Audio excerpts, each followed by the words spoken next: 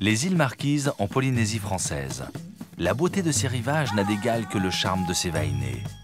Ce n'est donc pas un hasard si Paul Gauguin les met en scène dans quelques-uns de ses chefs-d'œuvre exotiques. Aux Marquises, son dernier domicile connu, le peintre laisse cependant un souvenir amer, celui d'un prédateur au paradis. Gauguin fuit la France en 1891, abandonnant femme et enfants, la civilisation du mal selon lui.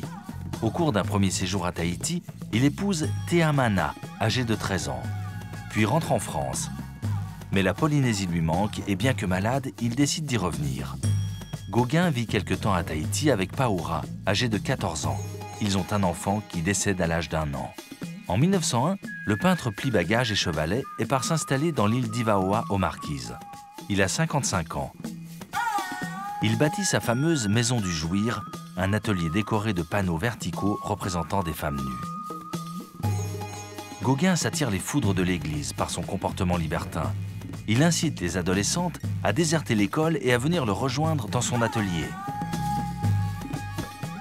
Paul Gauguin, coquet de son nom polynésien, meurt dans le dénuement et la solitude, emporté par l'alcoolisme et la syphilis, le 8 mai 1903.